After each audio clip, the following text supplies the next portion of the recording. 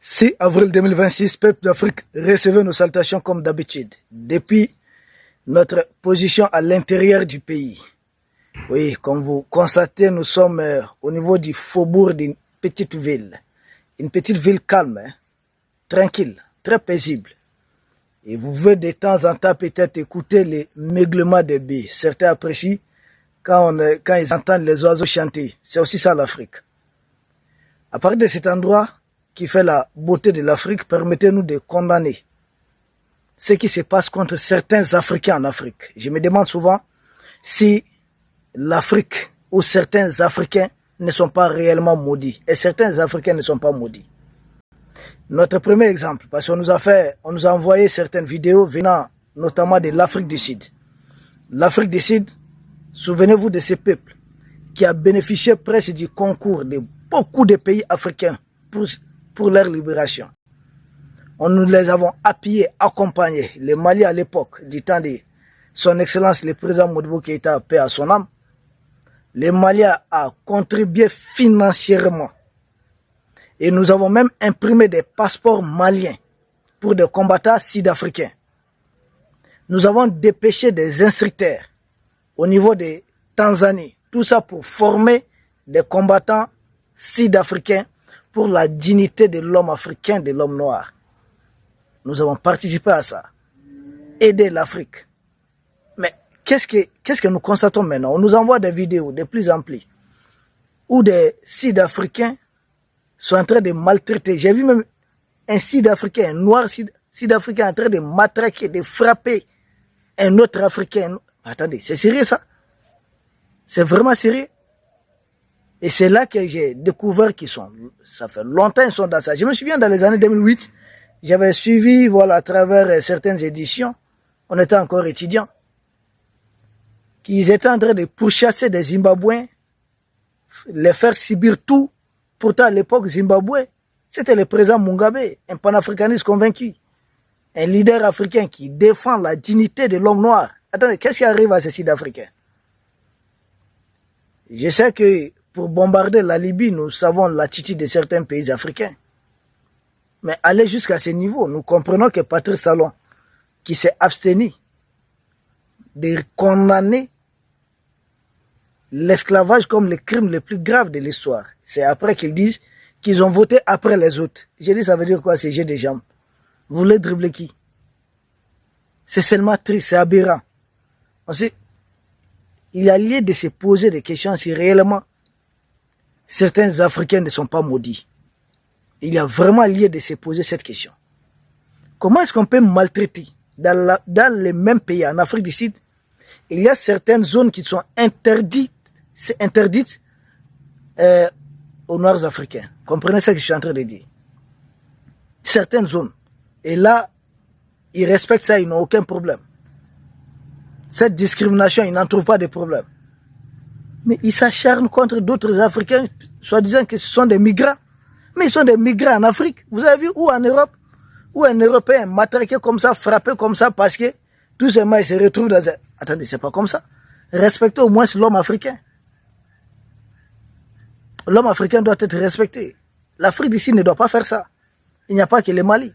Combien de pays africains, combien de dirigeants ont presque été renversés pour avoir soutenu cette lutte de libération d'Afrique du Sud? Beaucoup de pays africains ont payé les prix qu'on ne peut même pas estimer. Il y a des dirigeants qui, voilà, leur pouvoir ont été déstabilisés à cause de ça.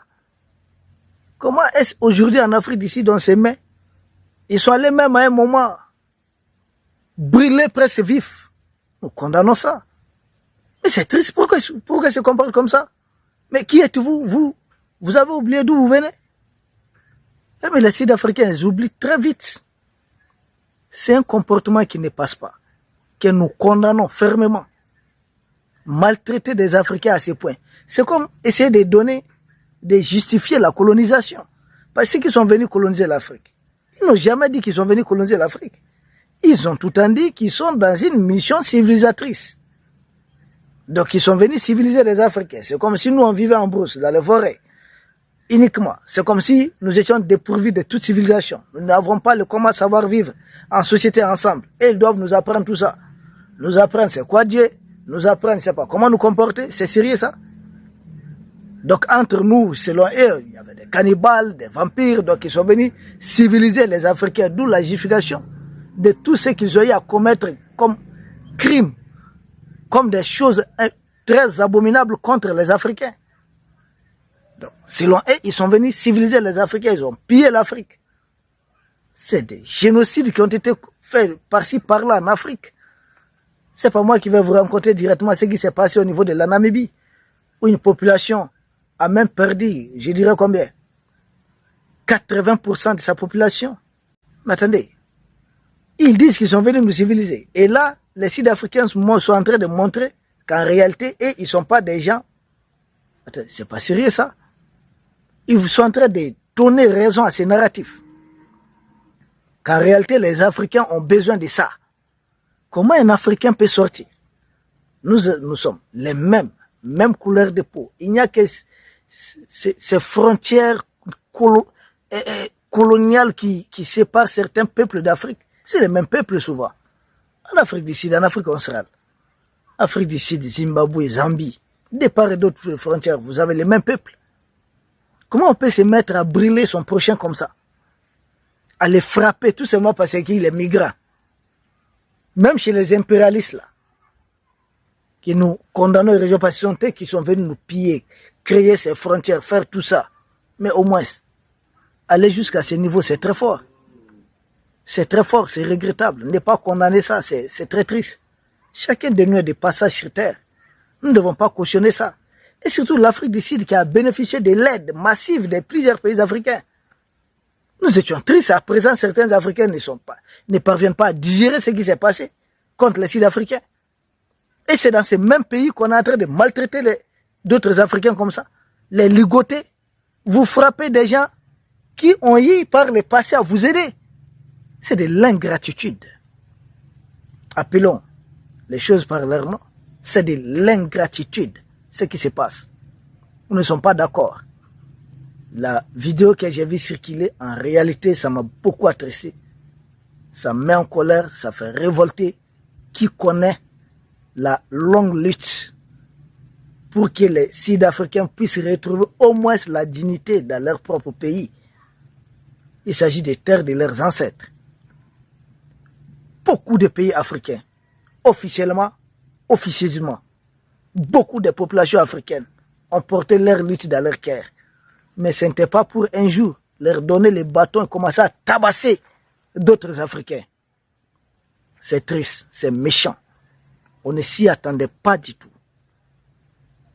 Et il faut condamner. Et ceux qui peuvent traduire cette vidéo en anglais, traduire, pour que les Sud-Africains puissent comprendre que d'autres Africains ne sont pas d'accord avec ce comportement barbare qu'ils sont en train d'adopter.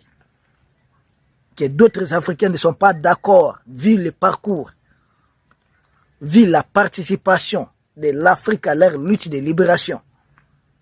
Que d'autres Africains ne sont pas d'accord.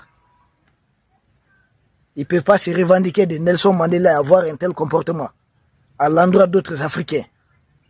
Tout ça à cause de quoi? L'argent? Que quoi? Les migrants viennent prendre l'argent, écoutez. C'est sérieux ça? Travaillez. Arrêtez de jouer à ça. Vous-même, vous sortez souvent de votre pays, non? Et si on vous faisait la même chose? Arrêtez de faire ça. Ça ne conduit nulle part. Ce n'est pas ça l'unité africaine. L'unité africaine ne doit pas être seulement au niveau de la bouche.